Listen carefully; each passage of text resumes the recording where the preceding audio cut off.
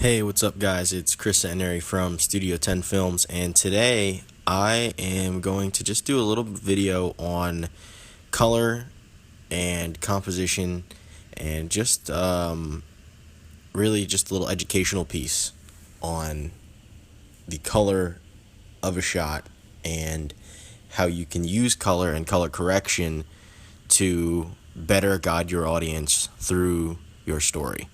And here I've got a shot of Celebration. This is from our video that we did with the GH4 in Celebration, Florida. And this is of the main clock tower, if you want to call it that, as you can see in downtown Celebration. Now, we did this just with a ICANN slider, a Manfrotto legs, and the GH4 with a fluid head on top, of course. And as you can see, what we did was do a reveal shot, and we used the tree to pull focus and kind of just revealed the clock as we moved through our shot. Now, this little string of lights over here nicely breaks up the image, but our main focal point is of this clock. That's what draws your initial attention. That's what guides the audience. Now, the biggest thing here is really symmetry. It's even and equal, but it is on a little bit of an angle. And the reason that we shot it that way was, again, because composition is so important, but you don't necessarily want something that is so perfect all the time. Now, sometimes that's important, but a lot of times with design and with the composition of your images, you don't want them to always be so perfect. You want to be able to draw the viewer's eye. So, as you can see, and this was really just natural here, there's a cloud on this side, there isn't one on this side. This tree, it allows us to be able to get that nice movement, as you can tell, because without it, yeah, maybe this string of lights moves a little bit, but you don't get that full effect. Now, just going back to this real quick, the color here is another driving factor. We wanted it to feel very Florida. We wanted it to feel very relaxing, very calming. The color of this building is perfect for that. It gives us a nice contrast against the blue sky in the background, against the brown hands of the clock here, and against the green palm trees below. So again, the color of this building, the color in this shot, in terms of what we were going for, was perfect. Now, it is slightly corrected, but essentially, the color, the composition, everything that a lot of people don't think about. Listen, you can go out and, yeah, sure, you can go and just hit record on a camera and film something. But unless you actually plan a shot, plan the colors, plan the composition, that's something that is often difficult for, I know, a lot of younger filmmakers to do, just because it's not something that they're in tune with at the beginning, and they do start to think about it later on.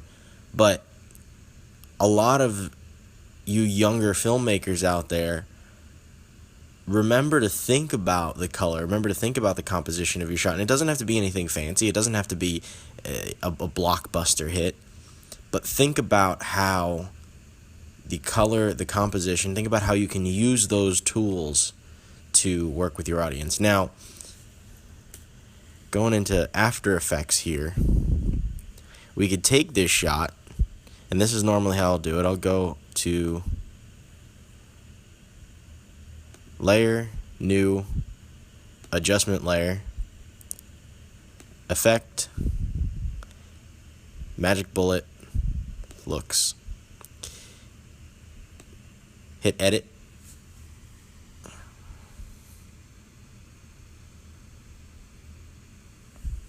Give it a second.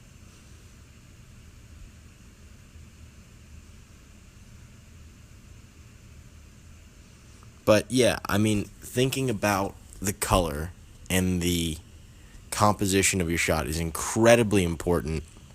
And if you start doing it now, you can really start to learn early and have an advantage on by the time you get to,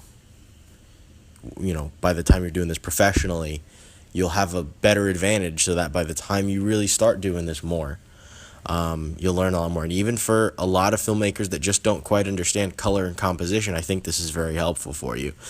Now, this is Magic Bullet Looks. Magic Bullet Looks is a great plugin. It takes a lot of the difficulty out of color correction, but still gives you the control that you need to be able to do most of what you need to do as an editor, as a colorist, and it really is a good tool. Now they have, obviously you've got your histograms here. If you go to looks, they have some pre-made looks here. So we can just pick pretty much any of these, but they've got like classic epic, right? It's a relatively basic look, but if we shut some of these off,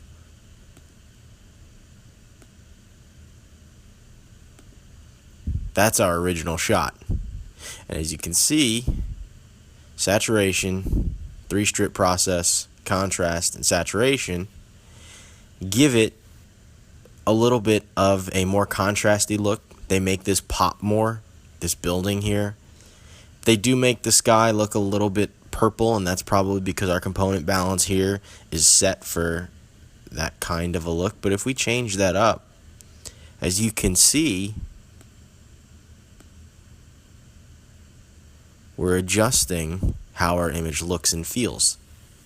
So if I wanted to do something that was cold, that was something maybe out of The Matrix or something like that,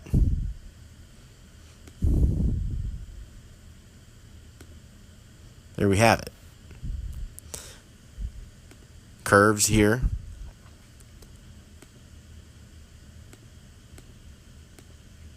And as you can see, on the lower end, we've pulled color out and boosted it on the upper end. Pop really just gives it that extra contrast and pops it. Cosmo gives softened edges. It's really more for skin, and since this is sort of that color, it kind of boosts that. But Colorista 3-way, HSL colors, and 4-way color are all tools that help achieve this look. And as you can tell, the feel of this shot is much different this way than if we, say, had something like